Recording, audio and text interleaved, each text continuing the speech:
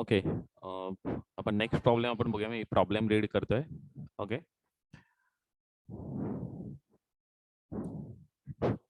P, Q, and R were partnership sharing profit and losses in the ratio of 4:5:1. Their balance sheet as on 31 December 2013 is as under. Okay. आपला balance sheet आपल्याला provide केलेले, capital balances provide केले PQR, creditors and loans of partners loan, actually P&Q loan. Okay. And reserve and asset side cash in hand and other asset. Okay. तर आपण हे reserve आपण adjusted capital find out करताना आपण add करणार आहोत. Okay. तर त्यावरून आपलं ऍडजस्टेड कॅपिटल आपला फाइंड आउट आपण PSR मध्ये ते आपण ऍड करू 4:5:1. Okay. Then some adjustment also provided in the problem. Actually the partnership is dissolved and the asset were realized as under. Okay. Realization, first realization 50, second 1 lakh, third 85,000. On the date of dissolution, there were contingent liability of rupees 5,000 against the firm, which was settled at rupees 3,500 rupees at the time of second realization. Okay. तर actually कंटिंजंट liability आहे, म्हणजे ती आपल्याला कधीही paid करावी लागेल. कंटिंजंट liability म्हणजे जी actually liability आहे की नाही ते सुद्धा आपल्याला माहित नाहीये. ओके. म्हणजे समजा एखाद्या वर्करने तुम्हाला कंटिंजंट लायबिलिटी ऍक्च्युअली आपल्याला हा पॉइंट होता आपल्याला ऍक्च्युअली FY BCom ला. समजा आपलं आपल्या वर्कर्स एक ऍक्सिडेंट झाला आणि वर्कर्सनी कंपनीवरती क्लेम, म्हणजे वर्कर्सला आपण कॉम्पेन्सेट केलं. समजा आपण 1 लाख रुपीज त्याला कॉम्पेन्सेशन दिलं. ऍक्सिडेंट झाल्यानंतर त्याचं काही म्हणजे काही त्याच्या जी काय हानी झालेली आहे ते आपण कॉम्पेन्सेट करण्यासाठी आपण 1 लाख रुपीज आपण त्या वर्करला दिले. पण त्या वर्करनी काय केलं, वर्करला जास्त अमाऊंट पाहिजे होती, म्हणजे त्यांनी क्लेम केला की मला 5 लाख रुपीज पाहिजे आणि त्याच्यासाठी तो कोर्टामध्ये गेला. ओके. आणि कोर्टामध्ये त्यांनी केस केली आपल्यावरती. तर ह्या सिच्युएशनला आपण त्याला कॉम्पेन्सेशन केलेलं आहे, कंपनीच्या दृष्टीने ती लायबिलिटी नाहीये. पण कधी कोर्टामध्ये कधी केस, कधी तो वर्कर कधी जिंकला तर काय होईल, आपल्याला त्याला ती अमाऊंट पे करावी लागेल. एक्स्ट्रा जी अमाऊंट पे करावी लागेल ती आपल्याला ती आपली लायबिलिटी होऊ शकते. म्हणजे बॅलन्स शीट डेटला ती लायबिलिटी आहे की नाही आपल्याला कन्फर्म नाहीये. ओके. बॅलन्स शीट डेटला काय ती लायबिलिटी नाहीये, कारण कंपनीच्या दृष्टीने ती लायबिलिटी नाहीये, कंपनीला ते अमाऊंट पे करायची नाहीये. पण कधी कोर्टामध्ये कधी केस, कधी तो वर्कर कधी जिंकला तर आपली ती लायबिलिटी आपली क्रिएट होणार आहे. अशा पद्धतीची जी लायबिलिटी असते त्याला बोलतात कंटिंजंट लायबिलिटी. आणि कंटिंजंट लायबिलिटी फुटनोट म्हणून असते. ऍक्च्युअल बॅलन्स शीट मध्ये तुम्हाला ती काय लायबिलिटी कुठे शो होणार नाही, तर ती कंटिंजंट लायबिलिटी म्हणून तुम्हाला दिसेल, फुटनोट म्हणून. तर आता त्याने काय सांगितलं, कंटिंजंट लायबिलिटी आहे 5,000 रुपीजची. ओके. तर आपण या कंटिंजंट लायबिलिटीची सुद्धा प्रोव्हिजन आपण आधीच करणार आहोत. प्रेफरन्शियल क्रेडिटर्सची जेव्हा आपण प्रोव्हिजन करणार आहोत ना, किंवा रिअलायझेशन एक्सपेन्सेसची जेव्हा आपण प्रोव्हिजन करणार आहोत ना, तेव्हाच आपल्याला ही प्रोव्हिजन करून ठेवणं गरजेचं आहे, कारण कोर्टामधली केस कधीही जिंकू शकतात. ओके. कोर्टामधली केस जिंकल्यानंतर कोर्ट आपल्याला काही ठराविक पिरियड देईल, त्या पिरियडमध्ये आपल्याला अमाऊंट पे करणं गरजेचं आहे. ओके. त्यामुळे ह्याची सुद्धा आपल्याला प्रोव्हिजन आपल्याला करून ठेवायचे. ओके. की 5,000 रुपीज आपल्याला पे करायचे. मग स्टार्टिंगला आपण प्रोव्हिजन करणार आणि नंतर मग आपल्याला पे करताना आपण सेकंड रिअलायझेशनच्या वेळेस आपण ते अमाऊंट आपण पे करणार 3,500 रुपीजच. ओके. मग 3,500 रुपीज अमाऊंट पे केल्यानंतर आपल्याला फक्त 1,500 रुपीज आपल्याला पुन्हा आपल्याला ऍड बॅक करायचे कॅश बॅलन्स मध्ये, जसं आपण रिअलायझेशन एक्सपेन्सेस आपण केलं ना त्याच तशाच पद्धतीने. ओके. नेक्स्ट बघा, रिअलायझेशन एक्सपेन्सेस एस्टिमेटेड, म्हणजे ही सुद्धा प्रोव्हिजन आपल्याला प्रोव्हाइड केलेले आहे. ₹10,000 आपल्याला जसं आपण लास्ट प्रॉब्लेम मध्ये केलं तसं same. First, we need to make the provision of realization expenses of rupees 10,000, but those actually amounted to rupees 7,500. That means we had to pay only rupees 7,500. Okay, so we will again add back into cash balance 2,500 rupees realization expenses.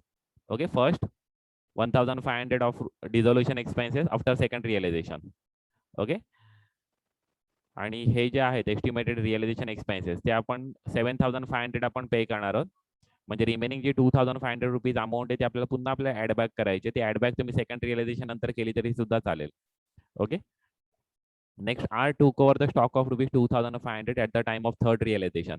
मग third realisation झाल्यानंतर R 2,500 चे stock taken over करणार आहे. मग त्यांनी taken over केले म्हणजे तो फर्मला ती कॅश पे करणार आहे. ओके. त्यामुळे आपल्याला ओके आरला आपल्याला आर टेकन ओव्हर करणार आहे, त्यामुळे आरच्या अकाउंट मधून आपल्याला 2,500 रुपीज मायनस करायला लागतील आणि हे 2,500 रुपीज आपल्याला तिन्ही पार्टनरला आपल्याला ते डिस्ट्रीब्यूट करावे लागतील. Okay. Next, the firm was forced to pay 3,000 to sales tax authorities as a fine out of the third realisation for which no provision has been made. बघा इथे त्यांनी मेन्शन केले आपल्याला सेल्स टॅक्स आपल्याला payment करायला लागले third realisation नंतर आपल्याला पेमेंट करावे लागलेलं आहे, पण त्याची प्रोव्हिजन आपण केलेलं नाहीये, म्हणजे प्रोव्हिजन आपल्याला करायची नाहीये. नाही तर आपण ह्या कशी दोघांची आपण प्रोव्हिजन करणार आहोत, कंटिंजंट लायबिलिटी आणि रिअलायझेशन एक्सपेन्सेसची आपण पहिले आपण सुरुवातीला आपण प्रोव्हिजन करणार आहोत त्यानंतर पेमेंट करणार आहोत. पण हे जे सेल्स टॅक्स आहे ते आपलं थर्ड रिअलायझेशन नंतर आपल्याला समजलं की सेल्स टॅक्स आपलं पे करणं गरजेचं आहे. त्यामुळे आपण थर्ड रिअलायझेशन नंतर आपण डायरेक्ट आपण त्या 3000 रुपीचं आपण पेमेंट करणार आहोत, त्याचे आपण प्रोव्हिजन करणार नाही आहोत. Okay. Prepare the statement showing the distribution under excess capital method. मी तुम्हाला ऑलरेडी सांगितलेलं आहे की आपल्या इथे एकच मेथड आहे एक्सेस कॅपिटल मेथड. ओके. त्याची वेगवेगळी नावं आहेत, highest relative capital method, okay, surplus method. Okay. नावं त्याची अनेक आहेत ऍक्च्युली, तुम्ही बघितलं याची नावं एवढी नावं आहेत, proportionate capital method, quotient method. Okay. तर त्यापैकी आपल्याला आता नाव सांगितलेलं एक्सेस कॅपिटल मेथड आपल्या ह्याच मेथडनुसार आपल्याला प्रिपेअर करायचं आहे. मग आपण प्रॉब्लेम सॉल्व्ह करताना आपण काय मेथड आपण यूज करणार, फर्स्ट आपल्याला काय प्रिपेअर करायचं आहे, first we will prepare the excess capital statement of excess capital, okay, for finding out the order of payment. After that we will prepare order of payment, and finally we will prepare statement of distribution of cash. And for preparation of statement of distribution cash, there will be column of first 3 column is the common, that is date, next particular, next cash balance. Next we will prepare the column of sundry creditor, that is external liability, okay, unsecured external liability. Next we will prepare the column of loan account, P loan and Q loan, that is partners loan account. And finally we will prepare 3 column of partners capital. Okay, that means column for the statement of distribution of cost 3, 4, 5, 6 and plus 3, 9 column. Okay, there will be 9 column. Okay, so first we will prepare the statement of excess capital. Okay, same format me use करतोय, त्याच्यामध्ये कुठलाही changes होत नाहीये. मी common format काय use करतोय, कारण की म्हणजे तुमच्या सुद्धा लक्षात राहील तो फॉर्मॅट, म्हणून मी यूज करतोय. अदरवाईज हे तुम्ही ज्या गोष्टी ऍडलेस केल्या त्या तुम्ही नाही केल्या तरी सुद्धा चालतील, कधी असतील कन्फर्म तरच ऍडलेस तुम्ही करून दाखवले तरी पण चालतील, पण मी कॉमन फॉर्मॅट काय यूज करतो म्हणजे तुमच्या ते लक्षात राहील. ओके. आता फर्स्ट ओपनिंग कॅपिटल ते ॲज इट इज आपण बॅलन्स शीट मध्ये दिलेलं ते ॲज इट इज आपण मेन्शन करणार, P75, Q60 and R15. 75,000, 60,000 and 15,000. Okay, 75, 60 and 15,000. Okay, opening balance. Next reserve आपल्याला प्रोव्हाइड केलेला आहे, किती रिझर्व आहे 50,000. तो आपल्या रिझर्व आपल्याला काय करावं लागेल, ऍड करावं लागेल, त्या कॅपिटल मध्ये आपल्याला ऍड करावं लागेल ह्या PSR मध्ये. PSR किती आहे 4 + 5 + 1 म्हणजे किती आहे टोटल होते 10. ओके, PSR 4 + 5 + 1, 50,000 डिस्ट्रीब्यूट केले तर 50,000 डिवाइड बाय 10 इंटू 4 म्हणजे येतील 4,000.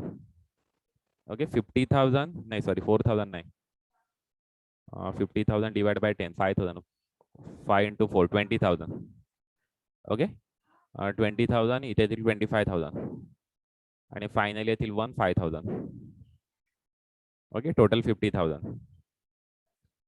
ओके, फॉर्म्युल्यामध्ये मेन्शन करा टोटल ऑफ एक्सपेन्सेस और इनकम. किती आहे टोटल ऑफ एक्सपेन्सेस और income 50,000. 50,000 divide by total of ratio, total of ratio किती आहे 10 इंटू रेशो ऑफ P4 किती येतात 20,000. ओके, फर्स्ट 20,000 फाइंड आउट केलं, नंतर 25,000 कसे फाइंड आउट झालं, टोटल ऑफ एक्सपेन्सेस और income 50,000 divide by 10 total of ratio into ratio of Q5 म्हणून 25,000. Same formula total of expenses और income divide by total of ratio into ratio of R. Okay, या amount आला 20,000, 25,000 आणि 5,000. Okay, next बघा आपल्याला काय अजून काय प्रोव्हाइड केले का, रिझर्व दिलेले आहेत, मिसलेनियस एक्सपेंडिचर आहेत का नाहीये त्यामुळे 0, ड्रॉइंग्स आहेत का नाहीये त्यामुळे 0. ओके, मग फायनल आपलं एक्सेस कॅपिटल आपल्याला फाइंड आउट होणार आहे. Okay, excess capital find out होईल 75,000 + 20,000 95,000 85,000 अँड 20,000. ओके, नेक्स्ट लाईनला आपल्याला काय मेन्शन करायचंय, PSR मेन्शन करायचंय. ओके, PSR मेन्शन केला. नेक्स्ट आपल्याला युनिट व्हॅल्यू फाइंड आउट करायची, unit value is equal to adjusted capital divide by PSR. Okay, ही युनिट व्हॅल्यू फाइंड आउट होईल. नेक्स्ट आपल्याला बेस कॅपिटल फाइंड आउट करायचं आहे. Lowest of the step number 3, lowest of the unit capital is equal to base capital. तर lowest किती आपला 17,000, त्यामुळे आपला किती असणार आहे बेस कॅपिटल 17,000. ओके, 17,000 आपला बेस कॅपिटल असणार आहे. नेक्स्ट आपल्याला फाइंड आउट करायचं प्रपोर्शनेट कॅपिटल.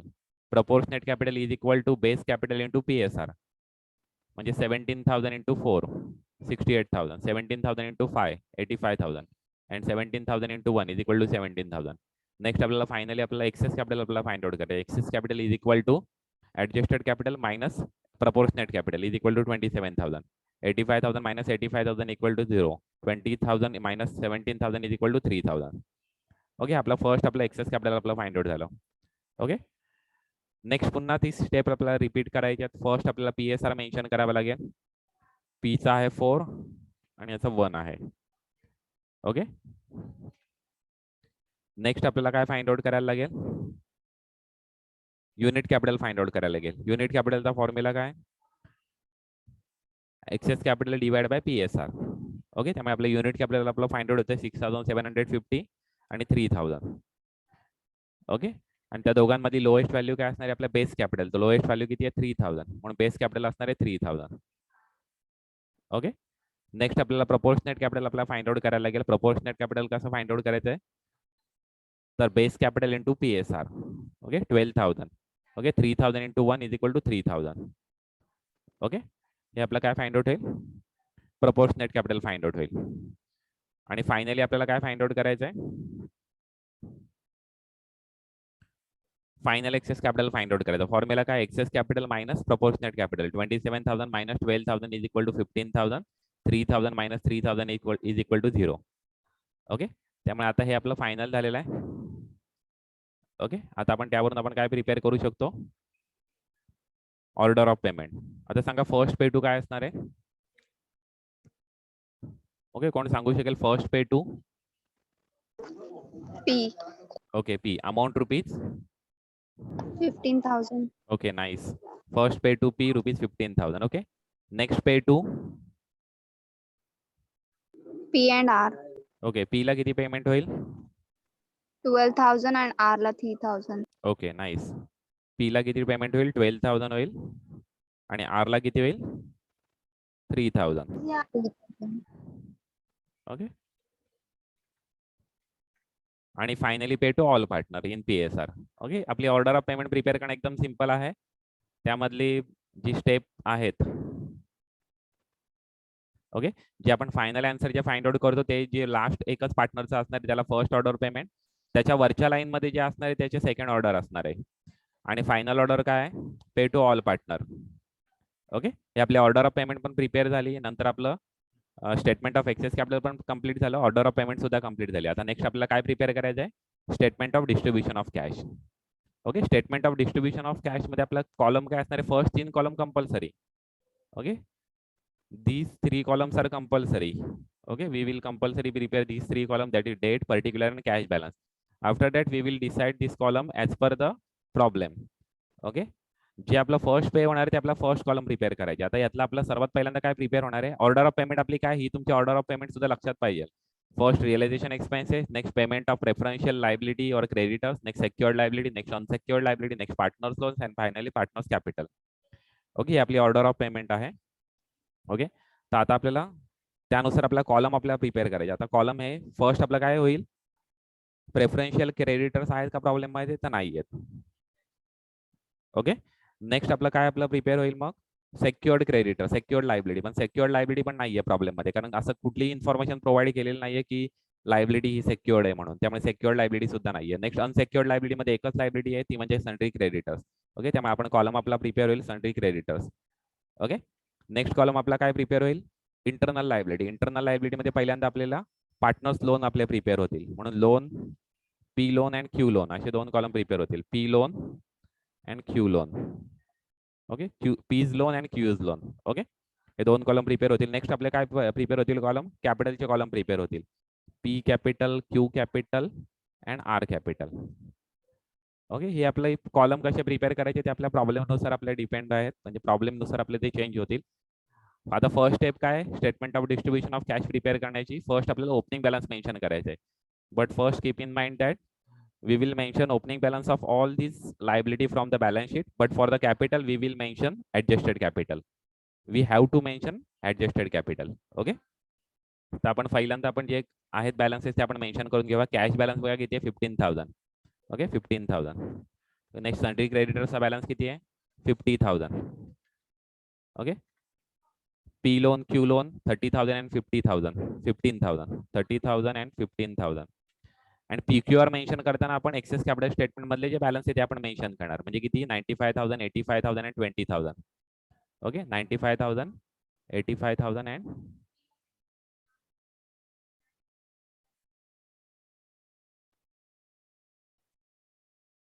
Okay 95,000, 85,000 and 20,000.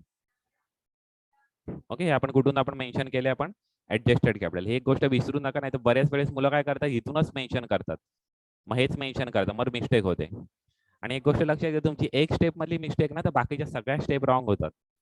आता तुम्ही या स्टेपला कधी मिस्टेक केलं तर तुमच्या ज्या कॅपिटलच्या डिस्ट्रीब्युशनच्या ज्या स्टेप्स आहेत त्या सर्व रॉंग होतील. ओके त्यामुळे एखाद्या स्टेपमध्ये तुम्ही मिस्टेक केली ना तर बाकी पूर्ण रॉंग होतं. त्यामुळे थोडं कॉन्सन्ट्रेशन देऊन तुम्हाला सॉल्व्ह करायचंय. ओके आता बघा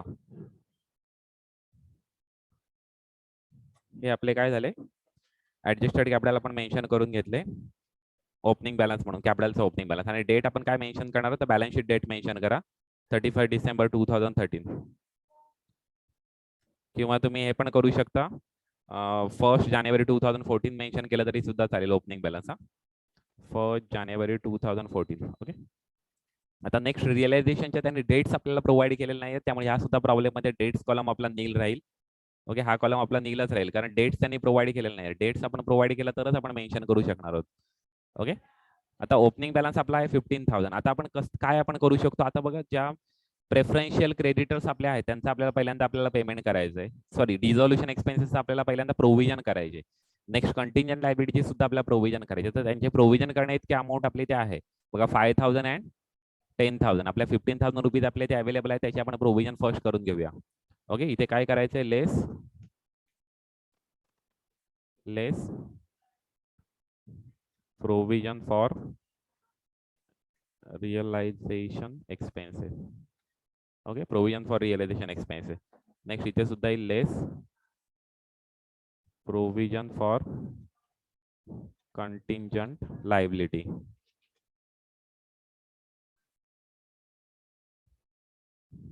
ओके किती आपली प्रोव्हिजन आहे, प्रोव्हिजन फॉर रिअलायझेशन एक्सपेन्सेस आहे 10,000 आणि प्रोव्हिजन फॉर कंटिंजंट लायबिलिटी आहे 5,000. ओके आपला आता कॅशचा बॅलन्स आपला 0 उरेल.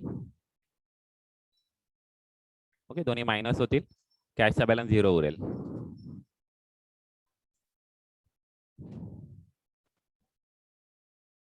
ओके 0 आणि हा जो बॅलन्स आहे तो as it is actually copy paste होईल इथे. ओके बॅलन्स आता कॅशचा बॅलन्स 0 झाल्यानंतर आपल्याला फर्स्ट काय करायचंय, we just need to add next realisation. ना फर्स्ट रिअलायझेशन आपल्याला काय करायला लागेल ऍड करून घ्यायला लागेल. ऍड कॅश बॅलन्स मध्ये आपल्याला ऍड करून घ्यायला लागेल फर्स्ट रिअलायझेशन. किती आहे फर्स्ट रिअलायझेशन 50,000. ओके आता कॅश मध्ये बॅलन्स आहे आपला 50,000. आता फर्स्ट आपण पेमेंट आपण कुठला करणार ऑर्डर ऑफ पेमेंट नुसार अनसेक्युअर्ड लायबिलिटी, कारण प्रेफरन्शियल लायबिलिटी नाही आपल्या प्रॉब्लेम मध्ये, त्यामुळे direct unsecured liability creditors. Okay creditors आपण पेमेंट करू. आपल्याला किती पेमेंट करायचं 50,000च पेमेंट करायचं. एकदम सिंपल आहे 50,000 कॅश बॅलन्स आहे आणि 50,000च पेमेंट करायचं. त्यामुळे इथे आपलं काय होईल direct pay to less credit pay to creditor. Okay किती आहे 50,000 आणि क्रेडिटर्स मधून पण मायनस होतील 50,000. ओके आणि फायनली आपल्याला काय फाइंड आउट करायचं बॅलन्स फाइंड आउट करायचा आहे.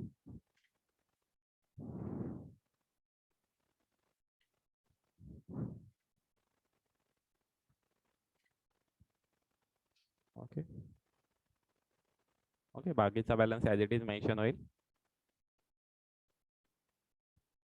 ओके आता आपला कॅश बॅलन्स पुन्हा 0 झालेला. आता आपल्याला काय करायला पण ऍडजस्टमेंट वरती लक्ष ठेवा, आपल्याला याच्यामधली कुठली ऍडजस्टमेंट करायची का नाही. आपल्या सेकंड रिअलायझेशन नंतर एक ऍडजस्टमेंट करायची.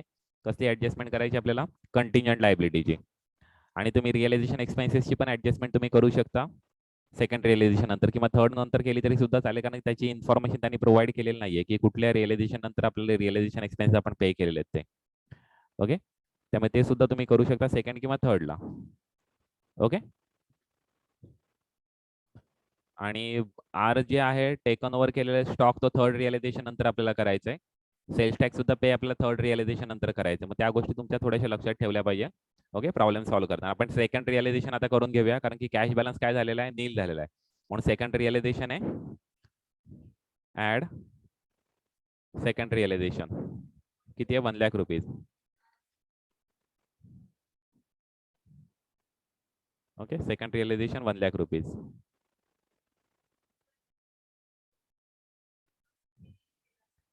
ओके, आता सेकंड रिअलायझेशन 1 लाख रुपीज आपले इथे अवेलेबल आहेत. आपला क्रेडिटर्स आपले नील झालेले आहेत. नेक्स्ट आपलं पेमेंट आपलं काय होणार आहे. ओके, ऑर्डर ऑफ पेमेंट नुसार आपण बघा, अनसेक्युअर्ड लायबिलिटी आपण पेमेंट झाला. तर नेक्स्ट आपला काय पेमेंट करायचं, पार्टनर्स लोन आता पेमेंट करायचे. आता पार्टनर्स लोन पेमेंट करताना आपलं किती अमाऊंट आपल्याला रिक्वायर्ड आहे, 30,000 प्लस 15,000 टोटल आपल्याला किती अमाऊंट रिक्वायर्ड आहे, तर 45,000 अमाऊंट आपल्याला रिक्वायर्ड आहे. ओके, आणि आपल्या इथे अवेलेबल कॅश किती आहे 1 लाख रुपीज, म्हणजे मोर दॅन इनफ आहे आपल्या इथे अमाऊंट. त्यामुळे आपण काय करू शकतो, यातून आपण पेमेंट करू शकतो. त्यामुळे आपण काय मेन्शन करणार आहोत, less pay to partners loan. काढतो, pay to partners loan P and Q. Okay, किती आपण पेमेंट करणार आहोत, किती आपल्याला पेमेंट करायला गरजेचं आहे 45,000. ओके, याचं किती पेमेंट होईल 30,000 आणि क्यूचं किती पेमेंट होईल 15,000. ओके, नंतर आपण बॅलन्स आपण फाइंड आउट करू.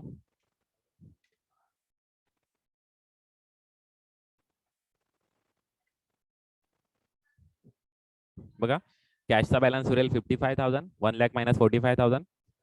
क्रेडिटर्सचा ऑलरेडी नील आहे. Next P loan 30,000 minus 30,000 0, Q loan 15,000 minus 15,000 0, and partners capital balance as it is. Okay, now we have balance in our cash balance is rupees 55,000, and what we will do next. Okay, we have to pay partners capital, but for payment to partners capital we just need to follow the order of payment. Okay, first we will have to pay Mr. P rupees 15,000. Next we will pay 12,000 to Mr. P and 3,000 to Mr. R in the second order, and finally we will pay all the partners in PSR. Okay, so we just need to pay 15,000 to Mr. P. Okay, आता P ला आपल्याला किती payment करायचे 15,000, and we have available cash balance of rupees 55,000, so we can pay from this balance less pay to Mr. P. किती आपल्याला payment करायचं 15,000, म्हणून minus 15,000 cash मधून आणि P च्या बॅलन्स मधून सुद्धा मायनस होतील 15,000. ओके, परत आपला बॅलन्स आपल्याला फाइंड आउट करायचा आहे. ओके, ओके, बॅलन्स आपल्याला फाइंड आउट करताना 55,000 मायनस 15,000, बॅलन्स आपला फाइंड आउट होतो 40,000 आणि बाकीचे बॅलन्स आपले फाइंड आउट होत आहेत 80,000, 85,000 and 20,000. ओके, आपली आता फर्स्ट ऑर्डर आपली कंप्लीट झालेली आहे. As per order of payment आपली फर्स्ट ऑर्डर आपली कंप्लीट झालेली आहे. ओके, आता आपण नेक्स्ट ऑर्डर आपण पे करणार आहोत. ओके, नेक्स्ट ऑर्डर आपण पे करणार सेकंड ऑर्डर. आपल्याला किती अमाऊंट रिक्वायर्ड आहे 12,000 आणि 3,000, म्हणजे टोटल अमाऊंट आपल्याला किती रिक्वायर्ड आहे 15,000 अमाऊंट रिक्वायर्ड आहे. आणि आपले ते अवेलेबल कॅश किती आहे 40,000. ओके, त्यामुळे आपण सेकंड ऑर्डर सुद्धा आपण इथे पेमेंट करू शकतो, कारण 40,000 कॅश अवेलेबल आहे. त्यामुळे इथे आपण सेकंड ऑर्डर आपण कंप्लीट करून घेऊया. Less pay to mister P and mister Q. Okay, आपले ते अवेलेबल बॅलन्स आहे तेवढं आपण पे करू शकतो. किती आपल्याला पेमेंट करायचे ऑर्डर नुसार आपल्याला पेमेंट करायचं. Second order 12,000 plus 3,000 is equal to 15,000. Okay, म्हणून पेमेंट होईल 15,000. पी ला किती पेमेंट करायचं आहे 12,000 आणि क्यू ला किती पेमेंट करायचं आहे 3,000. ओके, तर ऑर्डर नुसार आपले पेमेंट होतील. 15,000 आपले पेमेंट होईल. मग पुन्हा आपल्याला बॅलन्स आपल्याला फाइंड आउट करायचं आहे. ओके, पुन्हा आपण बॅलन्स आपण फाइंड आउट करू. बॅलन्स उरला कॅश मध्ये 25,000. ओके, पी बॅलन्स उरला 68,000, क्यू 82,000 आणि आर 20,000. ओके, हा पुन्हा बॅलन्स उरलेला आहे. अजून सुद्धा आपल्याला कॅश अवेलेबल आहे 25,000. ओके, कॅश बॅलन्स आपली अवेलेबल आहे 25,000. आपण सेकंड ऑर्डर सुद्धा आपण कंप्लीट केली. ओके, सेकंड ऑर्डर सुद्धा आपली कंप्लीट झाली. आता नेक्स्ट ऑर्डर आपल्याला पेमेंट करायचं आहे pay to all partner in PSR. Okay, pay to all partner in PSR.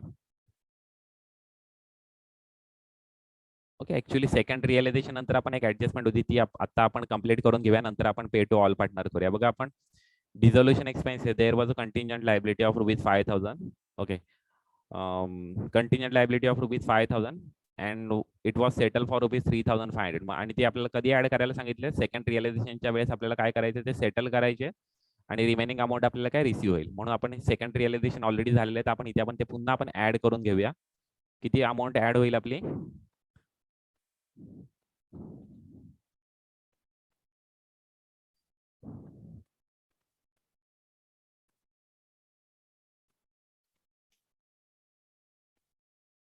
Okay, जी आपण प्रोव्हिजन केली त्यातली जी कंटिंजंट लायबिलिटीची जी बॅलन्स अमाऊंट आहे ती आपण ऍड करून घेऊया. किती ऍड होईल? 1,500. कशी 1,500 फाइंड आउट केली? तर 5,000 minus 3,500 is equal to 1,500. Okay, म्हणून 1,500 आपली ऍड होईल आणि आता फायनल बॅलन्स आपला फाइंड आउट होईल.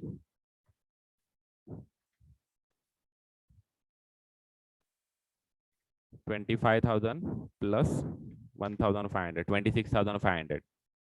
ओके, आता कॅश मध्ये बॅलन्स आहे 26,500. आता आपण पेमेंट करून घेऊया.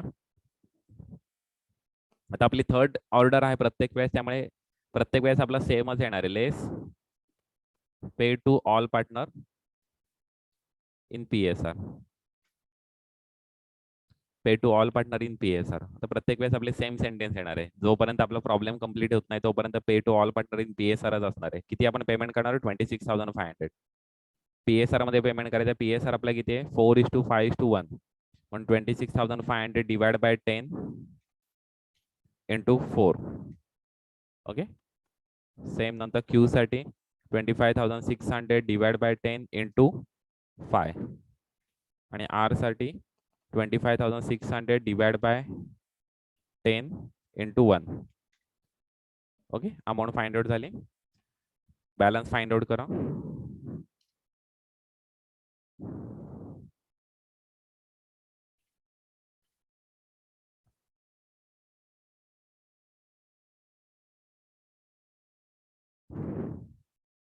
$68,000 minus 10,600.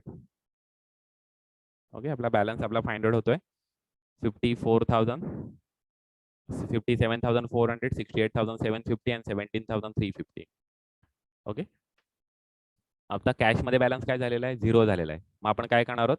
Next realisation. Next realisation किती आहे? थर्ड रिअलायझेशन किती आहे? 85,000. ते आपण ऍड करून घेणार आहोत. ऍड थर्ड रिअलायझेशन किती आहे? 85,000. आणि थर्ड रिअलायझेशनच्या वेळेस आपल्याला हे सुद्धा आपल्याला ऍड करून घ्यायचे. काय? रिअलायझेशन एक्सपेन्सेस सुद्धा थर्ड रिअलायझेशन नंतर आपण ऍड करून घेऊया. किती? 2,500. मग अजून एक आपण गोष्ट ऍड करून घेऊया, म्हणजे सर्व गोष्टी एकाच वेळेस होऊन जातील. ऍड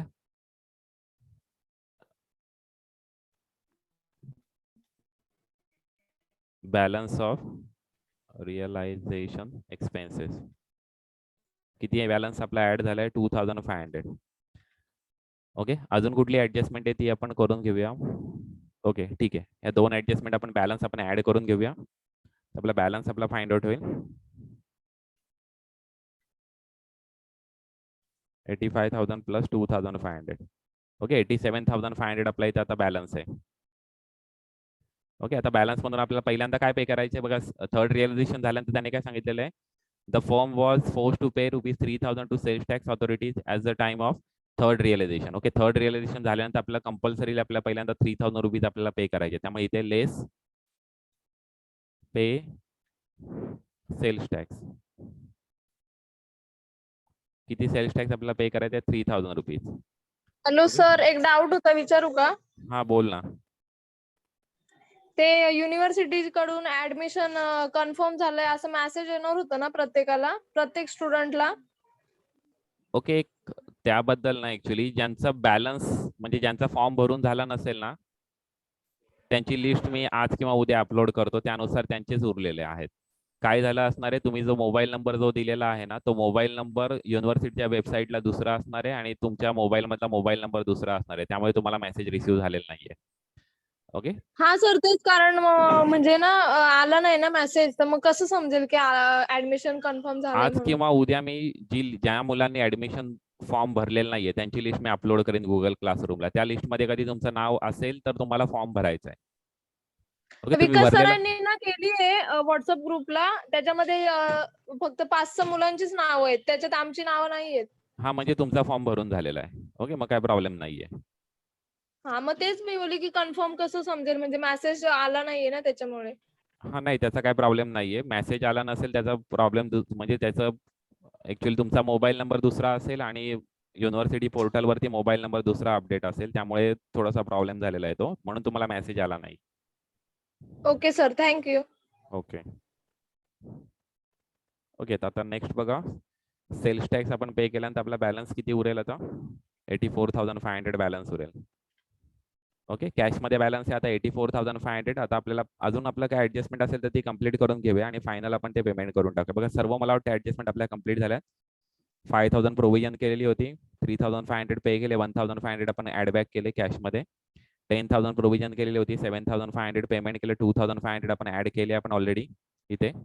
ओके, नेक्स्ट 3,000 रुपीज आपल्याला सेल्स टॅक्स आपल्याला पे करायला सांगितलेला, तो सुद्धा आपण पे केलाय.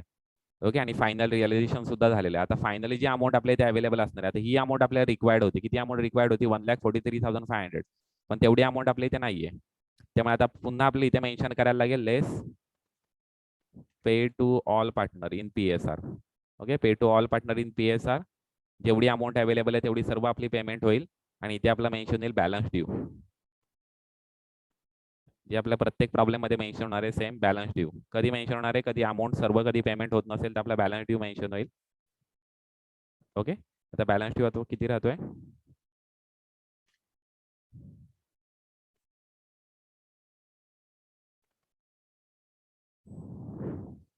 पी ची अमाऊंट किती पेमेंट करणं बाकी होती? 54,400. आणि पेमेंट किती होते ते आधी मेन्शन करूया. पीचं किती पेमेंट होईल? PSR नुसार पेमेंट होईल. तर PSR नुसार पेमेंट होईल 84,500 divide by 10 PSR into, sorry, total of ratio into 4. 84,500 divided by 10 into 5 आणि 84,500 divided by 10 into 1. ओके, आता ऍक्च्युअल बॅलन्स अमाऊंट किती उरलेली आहे ती फाइंड आउट करूया. 57,500 मायनस 33,800 एवढी अमाऊंट बॅलन्स उरलेली आहे. ओके, आपला फायनल अमाऊंट ड्यू आहे. हे आपला प्रॉब्लेम आपला इथे कम्प्लीट होतोय. ओके, मग ह्या प्रॉब्लेम मध्ये ऍक्च्युली तुम्ही कधी बघितलं तर नवीन असं जास्त काही नाही, पण या 2-3 गोष्टी नवीन होत्या की कंटिंजंट लायबिलिटी आपण फर्स्ट आपण प्रोव्हिजन केली, नंतर मग अमाऊंट जी रिमेनिंग अमाऊंट होती ती आपण रिसीव्ह केली, म्हणजे कॅशबॅक ऍड करून घेतला आपण. काही वेळेस जास्त सुद्धा अमाऊंट असू शकते, म्हणजे 5,000 ची प्रोव्हिजन केली आणि कंटिंजंट लायबिलिटी आली 6,000 rupees. At that time we will deduct that amount 1,000 rupees from the cash balance. ते सुद्धा होऊ शकतं. आता इथे अमाऊंट कमी आपल्याला रिक्वायर्ड होती म्हणून आपल्याला ती आपण ऍड करून घेतली कॅशमध्ये. कधी जास्त रिक्वायर झाली अमाऊंट, म्हणजे कधी प्रोव्हिजन केली 5,000 आणि पेमेंट करायला लागली 8,000, तर आपण 3,000 रुपीज आपण कॅशमधून आपण मायनस करू. ओके, ती एक गोष्ट लक्षात ठेवा. ओके, इथे फायनल अमाऊंट ड्यू आपण फाइंड आउट झालेला आहे. ओके, नेक्स्ट लेक्चरला मी लास्ट प्रॉब्लेम घेईन पिसमेल डिस्ट्रीब्युशन वरती. हे जेवढे आपले प्रॉब्लेम्स होत आहेत ते तुम्ही सर्व नोटबुकमध्ये मेन्शन करणार आहात, लिहून घेणार आहात नोटबुकमध्ये, आणि आपण ती नोटबुक कलेक्ट करून घेणार आहोत नंतर असाइनमेंट म्हणून. ओके, जेव्हा मला वाटते मे बी गणपती वेकेशन नंतर कदाचित रेग्युलर कॉलेज चालू होण्याचे चान्सेस आहेत. ओके, त्यामुळे तेव्हा ती आपण नोटबुक तुमच्या कलेक्ट करून घेणार आहोत आणि नोटबुक कलेक्ट करताना तुमचा वायवा सुद्धा होईल, म्हणजे काही मी प्रश्न विचारेन या टॉपिक रिलेटेड. ओके, म्हणजे जे तुमचे टॉपिक झाले, जेवढे प्रॉब्लेम झाले, तर त्यातले मी कुठलाही तुम्हाला प्रश्न विचारू शकेन की टॉपिक काय आहे, म्हणजे कशा पद्धतीने ते गोष्ट आपण की ऑर्डर ऑफ पेमेंट काय आहे, एक्सेस कॅपिटल स्टेटमेंटची तुमची कोणती तुम्ही प्रोसिजर फॉलो करता. ओके, कुठल्या कुठल्या गोष्टी तुम्ही फाइंड आउट करता ते तिथे तुम्हाला विचारू शकेन. किंवा युनिट व्हॅल्यू तुम्ही कशी फाइंड आउट करता, what is the formula for finding out the unit value, how to find out the proportionate capital in excess capital statement. Okay, अशा पद्धतीचे प्रश्न असू शकतील, तर तुम्हाला ते सांगता आलं पाहिजे की प्रपोर्शनेट कॅपिटल फाइंड आउट करण्यासाठी तुम्ही काय फॉर्म्युला यूज करता, the base capital into PSR. Okay, unit value find out करण्यासाठी तुम्ही काय फॉर्म्युला यूज करता, तर excess capital divide by PSR. Okay, अशा पद्धतीने जे काही फॉर्म्युले आपण यूज करतोय तर ते तुम्हाला सांगता आले पाहिजे, कारण की तेच तर बेस आहे, तरच तुम्ही प्रॉब्लेम सॉल्व्ह करू शकता. ओके, हे स्टेटमेंट जो फॉर्मॅट आहे, हे फॉर्मॅट सुद्धा तुमच्या नोटबुकमध्ये मेन्शन करा. हा फॉर्मॅट आहे, ही अमाऊंट नाही मेन्शन करायची. ओके, पण हा फॉर्मॅट, हा जो ॲज इट इज फॉर्मॅट आहे ना, तो मेन्शन करून घ्या तुमच्या नोटबुकमध्ये. नेक्स्ट स्टेटमेंट ऑफ डिस्ट्रीब्युशन कॅशचा तुम्ही एवढा फक्त फॉर्मॅट मेन्शन करा. ओके, म्हणजे इथे लायबिलिटीज असतील, पार्टनर्स कॅपिटल असेल आणि हे पहिले 3 कॉलम तुमचे कंपल्सरी आहेत. ओके, अशा पद्धतीने फॉर्मॅट प्रिपेअर करा. जेवढे आपले झालेले प्रॉब्लेम्स आहेत ते नोट डाऊन करून ठेवा नोटबुकमध्ये. ओके, नेक्स्ट लेक्चरला आपण कंटिन्यू करूया. नेक्स्ट प्रॉब्लेम घेईन. Okay, next and last problem असेल. त्याच्या नेक्स्ट लेक्चर पासून आपण नवीन टॉपिक आपण सुरू करणार आहोत. ओके, कोणतीही कधी क्वेरी असेल, कधी तुम्हाला कुठला पॉईंट समजला नसेल तर नेक्स्ट लेक्चरला मला विचारा स्टार्टिंगला. ओके, या प्रॉब्लेम मध्ये काही समजलं नाही असं काय आहे का? ओके, नेक्स्ट लेक्चरला आपण बघूया. Okay, thank you.